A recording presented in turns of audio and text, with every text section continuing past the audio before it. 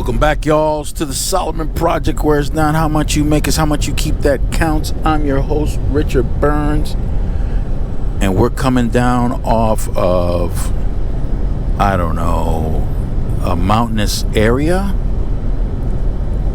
Yeah, we're coming down, and I wanted you guys to see this beautiful scenery.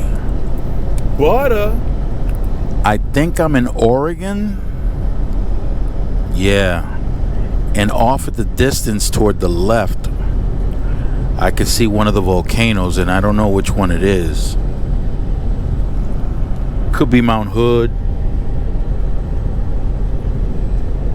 It's got to be about 300 miles away. But you can clearly see, well, maybe not on the camera, you can't. Oh, look. Runaway truck ramp. So if you're going too fast and you lose your brakes, because trucks can lose their brakes, what happens is that they heat up to the point where they glaze up, and then the brakes no longer work as well. If you get into a situation where you need one of those runaway ramps, the cost associated with getting you out of there and redoing the ramp is extremely expensive. I forget how much it is, but it's up there. It's up there. When I say up there, I'm talking more than 50 grand, if I remember correctly. I don't know. If you're a truck driver and you know somebody who has, and you know how much the company had to pay, let me know in the comments section.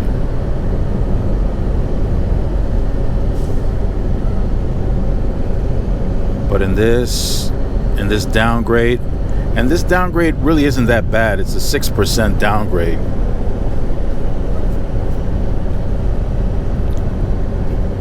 Out in the west and in the mountain areas, I usually see downgrades of 6 or 7%. But in the northeast, I've seen 10, 11% downgrades. Woo! That is serious. Yeah, I don't know which volcano it is, and it would be difficult to pick up because of all the smudge on my glass, and because it's so hazy out. That was the problem last time when I was in Washington, which is the same state I'm headed toward now. It was very hazy, so it was difficult to see Mount Rainier clearly, as clearly as I wanted everybody to be able to see it. It was just too hazy, and it's hazy now. But I must be about 300 miles from that, whatever volcano that was. But yeah, it's obvious. This guy to my left. Yeah. Oh, he's got a Amazon trailer, so he might have a light load. I, on the other hand, I'm maxed out. I'm at 80,000. Or when I scaled, I was at 80,000. I'm a little less now because of the amount of fuel that I burned, which is another thing. The warehouse that I went and picked up this load, I had to back into the warehouse door with my trailer doors closed. And when I pulled away from the warehouse door, my trailer doors were already closed and sealed. So I didn't know how far back the pallets were stacked inside the trailer. So I had to adjust my tandems, because that's another thing. They want your tandems all the way to the rear. And I didn't know exactly how far forward I needed to put my tandems to make sure that my weight distribution was correct. Look at this view, folks. Look at this view. The last time I came through here, there had been a snowstorm. And there were trucks buried in snow all the way to the top, where all you could see was, oh, this guy's putting up his triangles. He's got issues. His hood is up.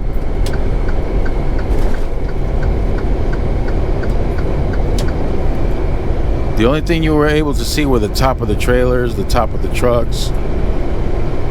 It was like a scene out of a nightmare. Yeah, I wanted you guys to see that.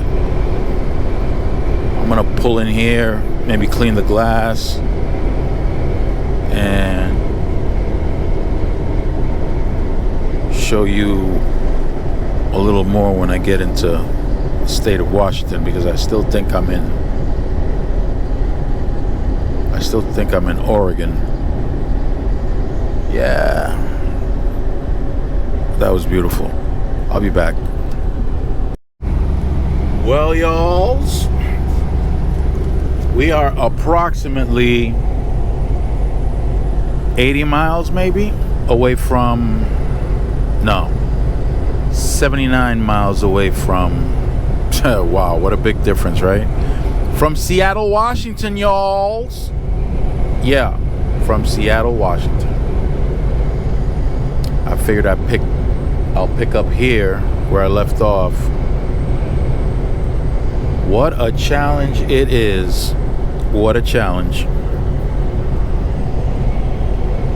Let me explain what the challenge is. And this is something that occurs, I'm pretty sure, with many over-the-road truck drivers.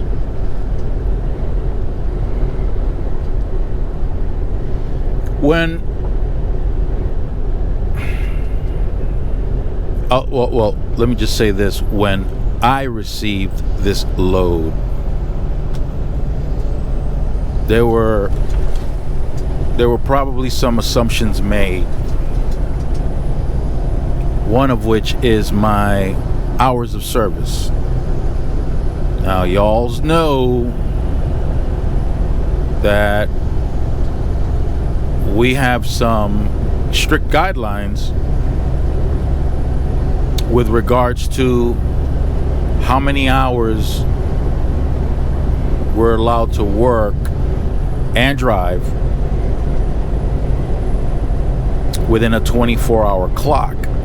So within one day, we're allowed to drive up to 11 hours. You got a 14-hour clock, an 11-hour clock, an 8-hour clock. So 14 hours is what you have when you hit that start. When you start your day, you got a 14-hour clock. Within that 14-hour clock, you have up to 11 hours to drive. Before you reach your 8th hour, you have to stop and take a 30-minute break.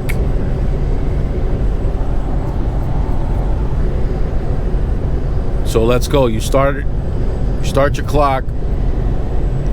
You drive to a facility that's 2 hours away. The facility is 2 hours away. So you went from 14 hours. You did your pre-trip. So now you have 13 hours and maybe 35 minutes remaining or 30 minutes remaining. Then you start driving 2 hours away. So now your 14-hour clock is down to 11 hours and 30 minutes. Your drive hours don't necessarily go down to 2 hours. You know what? Let's okay. Your pickup is 2 hours away, but it might take you more than 2 hours. It might take you 2 hours and 10 minutes, 2 hours and 15 minutes, 2 hours and a half. Why? Why is that? Well, you're given directions. Hopefully the directions that they give you is right on. But this particular location was a hot mess.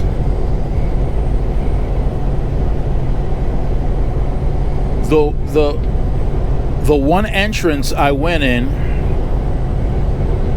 had the name of the company, but it didn't have an address on the sign. But it had the name of the company. So I pull in, only to discover that that's not the correct entrance. The clock is ticking. That's not the correct entrance. You get directions from the security, from the guard shack,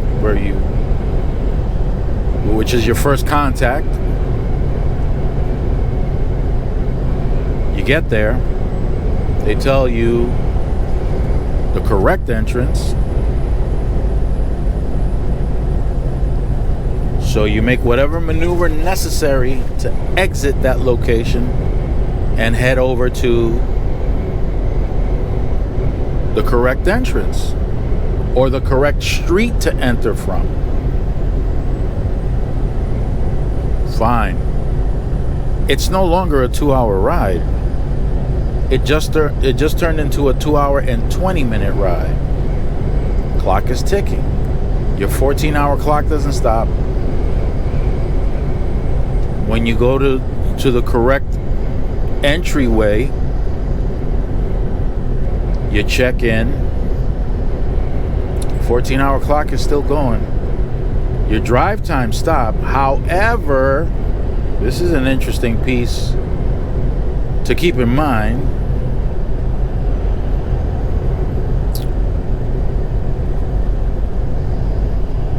As your 14-hour clock continues,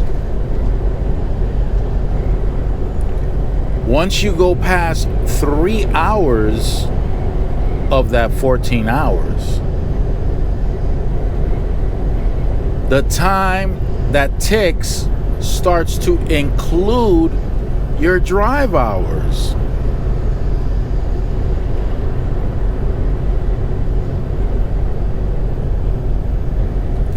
I'll repeat that.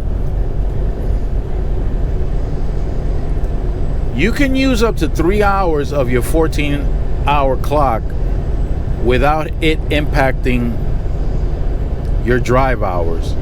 But once you go past 3 hours, it will start to remove time from your drive hours. So I arrive at this facility.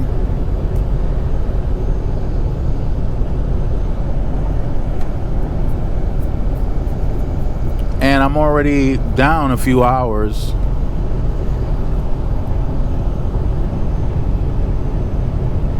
So okay, one thing. You're getting loaded in a facility that doesn't allow you to open the doors. Your trailer doors, that is. You're getting loaded. You receive your paperwork. You see how much weight you have? It's maximum weight that you can have on your trailer. At this point, I'm looking at my fuel gauge because I'm actually more than maxed out on the weight that I have in my trailer. More than maxed out. Not by much. But now there's an issue because if I fill my tanks up all the way, I'll be overweight. I'll be over 80,000 pounds, which is an issue.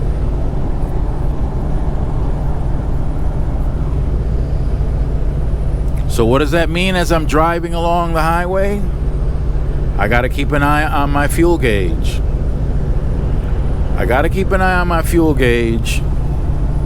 And when I do fuel up, because eventually you're going to have to, I can't fill it up all the way. I cannot fill my tank up all the way. Because if I fill my tank up all the way, I'm going to be overweight. So now I'm looking at my fuel gauge, taking into consideration that I can't fuel up all the way because I'll be overweight. And I'm also looking at my GPS, which lets me know if I'm going to encounter a weigh station and how far away that weigh station is. Why is that important? I want to be able to burn enough fuel by the time I get to the weigh station, just in case my calculation with the fuel was incorrect and I put a little more than what I should have. Now, if you're overweight by 100 pounds or so, some weigh stations will let you slide. But there are some weigh stations that will not let you slide. Like Oregon, for example. Some weigh stations, when you get on their scale, if they see that the weight distribution is off, maybe you have too much in the axles in the back of your trailer, or you might have too much on the axles in the front of the trailer, they might just let you know your weight is off. Go slide your tandems, get the weight right. You're X amount of pounds over on your drive axles, or you're X amount of pounds over on your trailer axles. When I say trailer axles, I'm talking about the ones in the back of the trailer. When I say drive axles, I'm talking about the axles that are part of your actual truck that sits underneath the trailer. So they let you know you're X amount of pounds over in either of those two areas. Slide your tandems accordingly so that you can redistribute the weight, and you're good to go. You execute that very thing where you slide the tandems accordingly, you redistribute the weight, get back on the scale, they give you the green light, you're on your way. No issues, no tickets, nothing. But there are some weigh stations in the country, Illinois being one of them, where Oregon being another one, where you get on the scale, the weight distribution is off, they'll give you the ticket, then tell you to adjust, and then they'll let you go. But they gave you the ticket, and those tickets are in the hundreds, by the way. Remember, truckers, when they get a ticket, their tickets are up there in amounts. So now, before you hit a weigh station, you definitely want to hit a scale before you get to a weigh station. And you'll usually find a scale at any major truck stop. And you can make whatever adjustments there. That way you can just continue on your journey with less of a headache and less of a delay.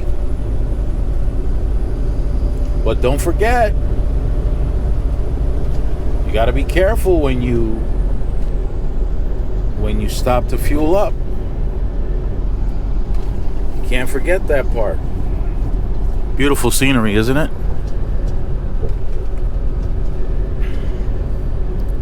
Right now, what I'm looking at, I'm low on fuel in the truck. I'm also low on fuel in my trailer. My trailer's set for minus 10 degrees.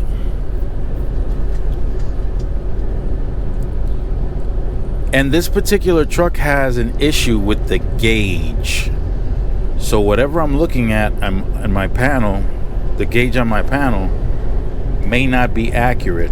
The driver that had this truck previously warned me that the panel is not accurate. There might be less fuel than what the panel is telling me.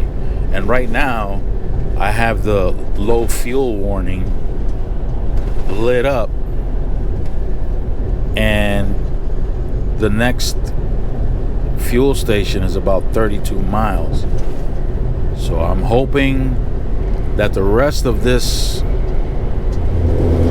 driving that you see me doing, I'm hoping that most of it is downhill,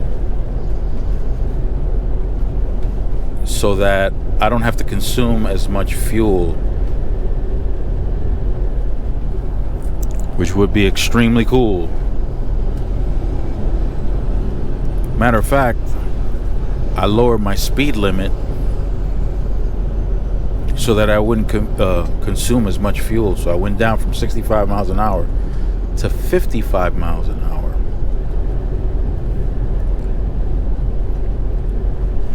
Going back to the hours of service, as I'm going through all this stuff with the pickup, trying to find the correct way to enter this complex,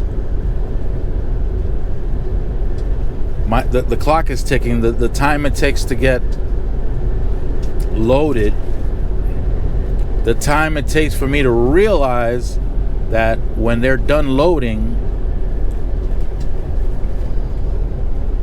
I don't have to wait for a phone call to let me know that they're done loading. I could just pull away from the door once I get a green light. When you back into a warehouse door, most warehouses have green lights and red lights to let you know when it's safe to pull away from the door after you've backed into the door and they started the loading process or the unloading process.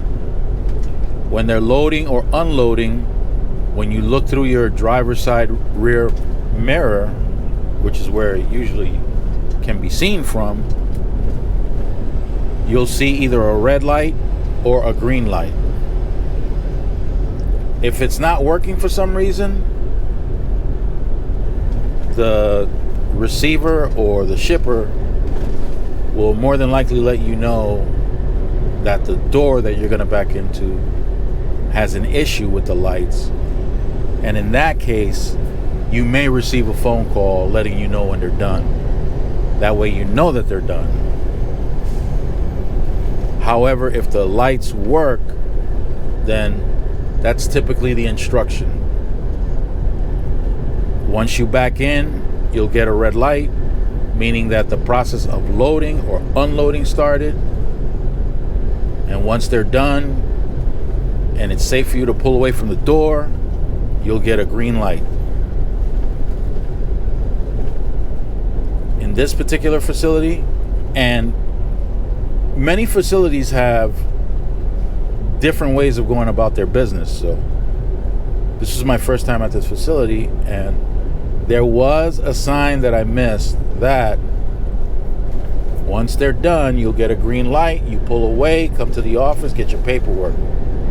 I sat at that light for so long. I think I sat at that light for like 45 minutes to an hour thinking that they're going to call me, and there was no phone call. So I asked a driver that had backed in after I backed into my door and then was pulling away before I even started pulling away. So I asked the driver, and it wasn't his first time at that facility, and he let me know that yes, once the light is green, I could just pull away and go to the office and get my paperwork, and I did just that. But I lost somewhere close to an hour just doing that. Remember, the clock is ticking. So when it's time for me to leave, after I get the paperwork, after I leave the facility, and it's time for me to leave, I have maybe 2.5, maybe 2 hours and 45 minutes of drive time remaining. Well, also from the 14-hour clock.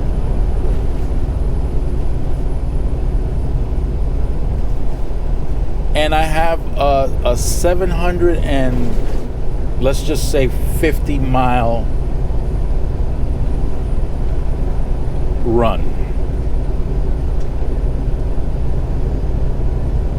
I'm at maximum weight. Well, maximum weight without the tanks being full. So I have to stop more frequently than what I would have to if I were able to fill my tanks all the way, which I couldn't. 2.5, maybe 2 hours and 45 minutes of drive time remaining. That's roughly 125, 130 miles that I could drive. That I can drive. Here's another situation that you have to deal with. Depending on the hour of the day after I leave that facility from where I picked up from, I have to make sure I can find some place where I can park safely. If you don't find a parking spot by 7 p.m., there's a tremendous chance that you're not going to find a safe place to park. When you do show up at areas where trucks can park, you're probably going to have to find some creative way to park. Beautiful scenery, huh? Washington State.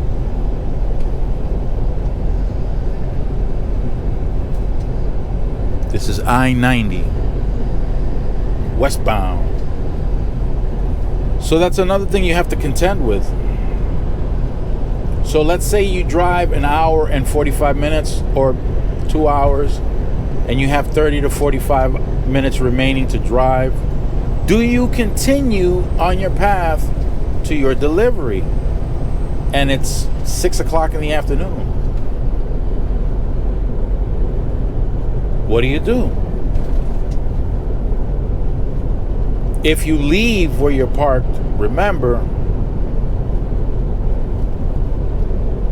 you're going to have, and that is if you're parked, because yes, you get on a scale.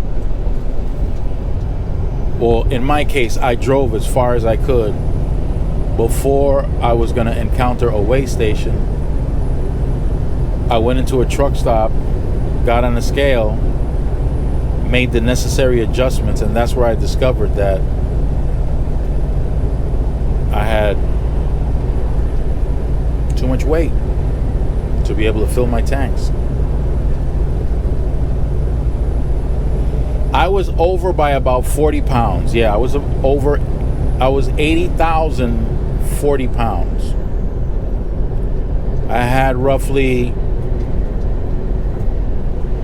somewhere between half and 3/4 of a tank of fuel. I had about another 89 miles before I encountered a weigh station. So I wasn't too concerned. My concern was more making sure that the weight distribution was good. I balanced out the weight to the best of my ability. Rare are the moments where you have an equal amount of weight on your drive axles and your trailer axles. Rare. You're going to encounter where you have more on one end than the other. But so long as they stay within 34,000 pounds on each end, you're good. If not, then you have to adjust your tandems so that the weight is better distributed as evenly as possible. Once I was done there, I backed into a spot and I was exhausted. I had maybe 45 minutes remaining of drive time. I wasn't going to pull out of there just to get myself in a situation where I had to get creative with the parking. I had a good parking at the moment. I'm staying. And I stayed. Now I'm looking at my hours of service, and now I'm calculating. I'm calculating because of the distance that I have to travel, which is 600 miles. Was it 600? Yeah, it was 600 miles. So I'm going to need my full 11 hours. I need my full 11 hours in order to make it to my delivery. But now there's a new complication, because as I'm calculating when I'm going to receive those 11 hours, I'm going to wind up being late to a location where they're very strict about their appointment times. When do I get the full 11 hours? After 10 hours off duty or in a sleeper berth. If you're inside the truck, you should be in a sleeper berth. If you step outside the truck, you should go on off duty.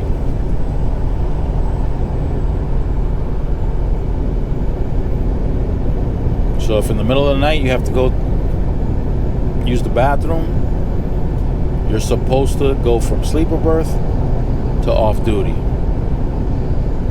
Rare are the times where, if you choose not to do that, rare are the times that you will ever encounter somebody from the DOT or a state trooper that will actually check if you did that, although I did see it happen one time.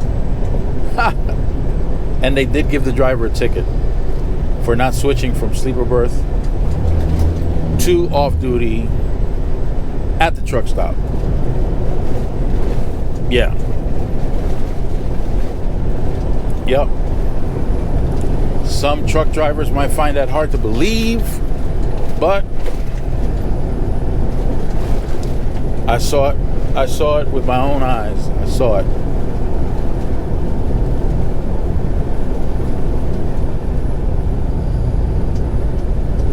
Now you're gonna have to use up some of your time and lose out on money to go fight that in court, if your presence is required. If not, then you're gonna get an attorney, and that's coming out of your pocket.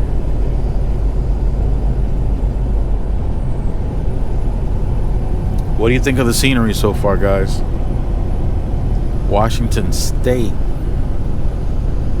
I'm 54 miles away from Seattle, Washington. 20 miles away from a fuel station. And I need fuel for both the trailer and the truck. And we're going uphill. Exactly what I wanted to avoid, going uphill. Look at that beautiful mountain. Wow. I'll tell you, the United States has some amazing landscapes. It's a big country with a lot of interesting views.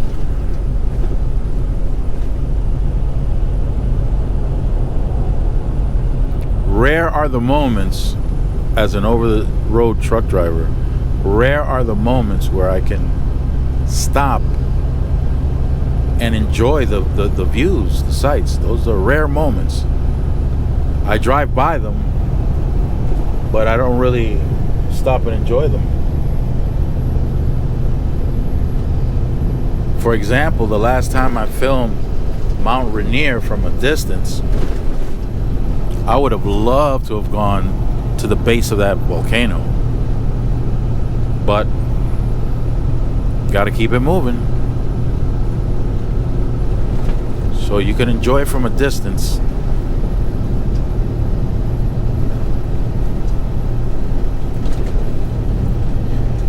So now I'm in a situation where I'm super late to my appointment.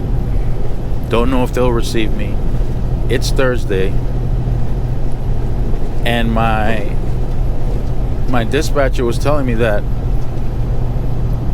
they might have to reschedule, and if they do, the next appointment will be on Monday, which means that I would have to spend the entire weekend without moving and making money. 3 days.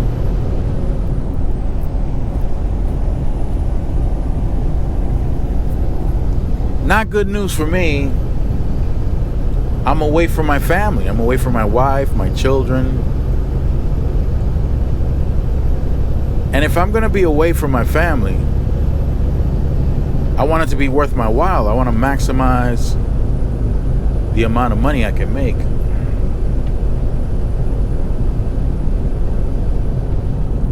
Look at this chunk of real estate right here. Look at this mountain.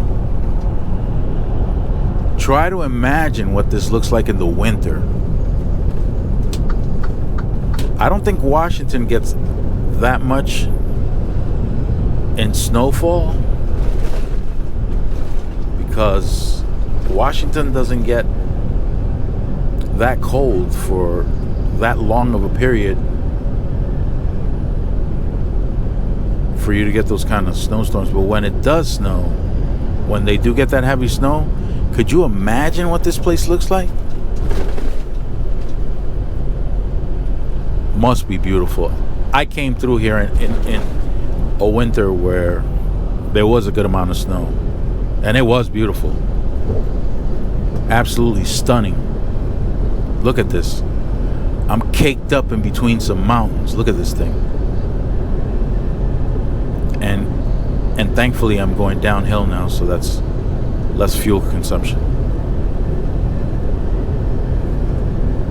Look at this. Beautiful.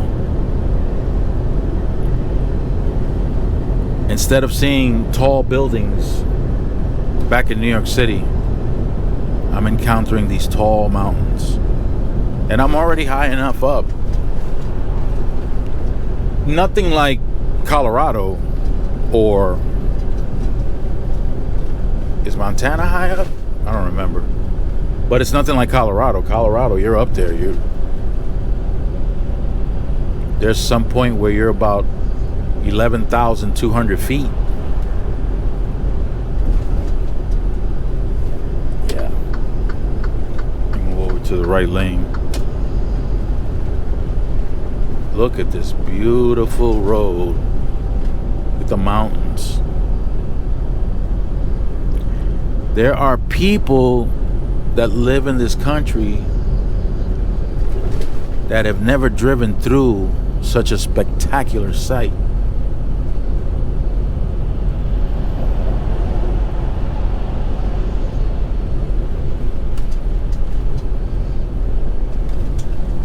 So enjoy this with me.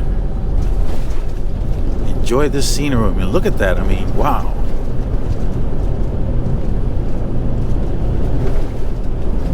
The tall trees, the tall evergreen trees everywhere.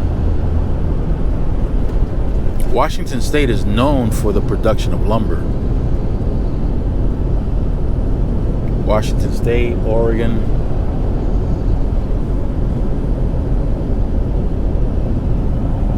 You can see why at this area.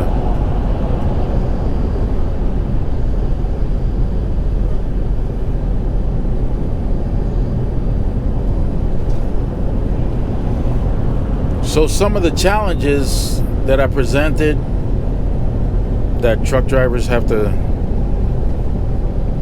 deal with and monitor.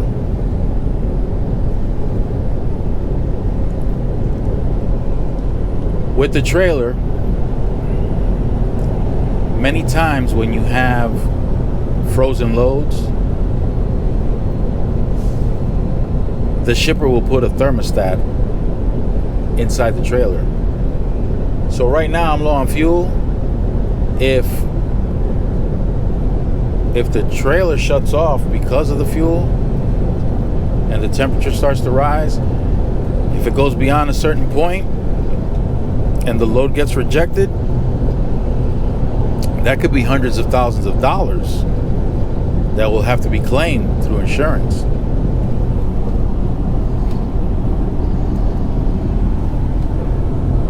I've heard of loads reaching $1 million, refrigerated loads reaching $1 million.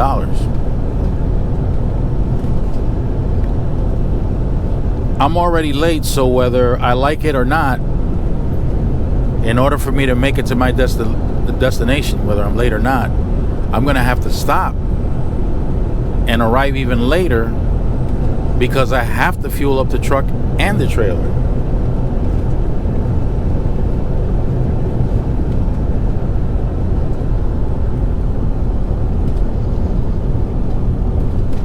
Yeah, I'm sorry about the smudges on the windshield. I cleaned it earlier, but these bugs be bugging. Look at this guy, he's pulling out.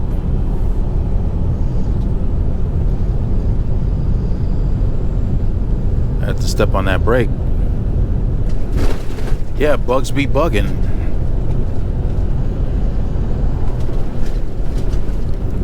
And come to find out, some of these smudges aren't made from bugs. They're made by these small frogs that leap pretty high up and get smashed up against the windshield. Bugs be bugging.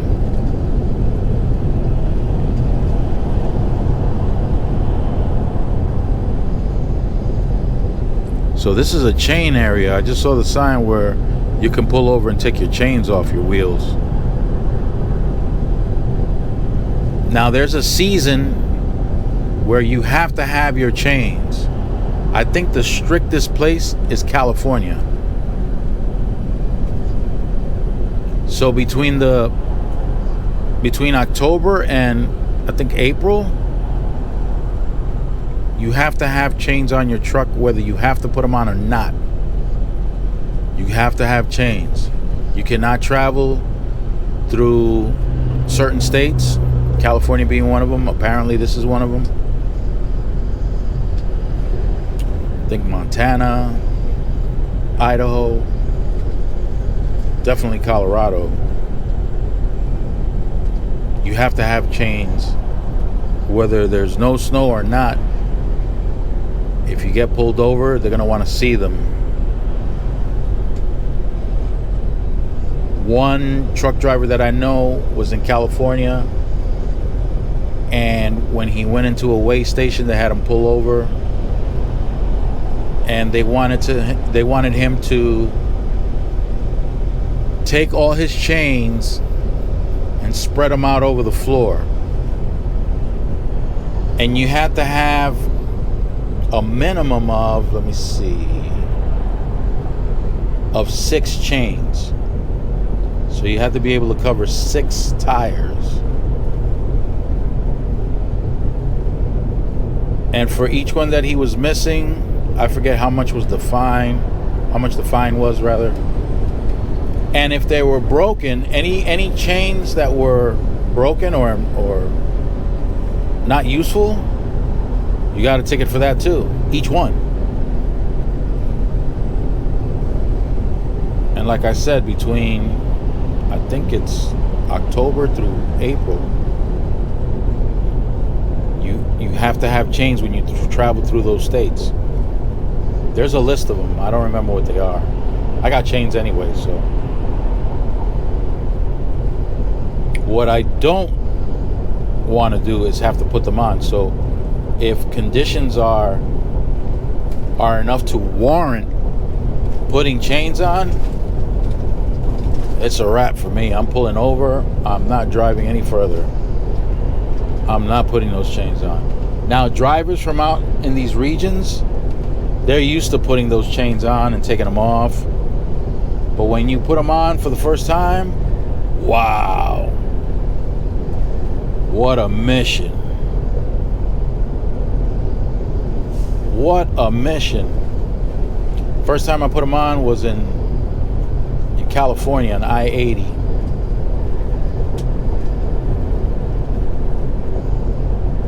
I was outside of the truck for like 2 or 3 hours trying to put some chains on. I didn't get to put them on within that time frame, but the snow was coming down thick and it was coming down heavy. My entire body was soaked and freezing. My underwear were soaked. My socks were soaked. My whole body.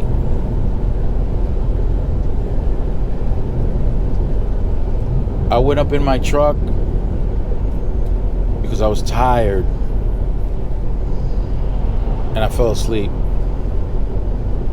And I was enjoying that heat when I started to feel the heat because I was all wet, so it took a while. And then this loud banging on my doors, the state trooper. You gotta keep it moving. Get those chains on and get out of here. They don't play. They do not play. And as I was coming down off that mountain in Colorado, when I was going westbound from Denver, headed to California on I-70. Ooh, coming down that mountain. I didn't see any signs that said I had to chain up, but as I was going down the mountain, I noticed that everybody on the eastbound side, they had to put their chains on, and there were lines of trucks that stretched probably like 1.5 miles or 2 miles of truck drivers putting their chains on, and the troopers were right there making sure they all put their chains on. They were not playing. Look at this view, guys. So different from the concrete jungle I grew up in.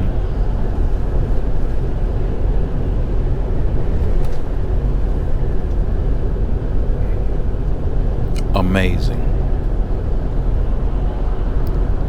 I might have missed a few details about this particular run, but I'm gonna have to let you guys go so you can go take care of business. So stay fresh, y'alls, and keep it moist and profitable. Peace out. Kitty, come get these people off this mountain. Arabam Dacia, seviyorum çift kalem açça. Göremedi kimseden fayda. İşler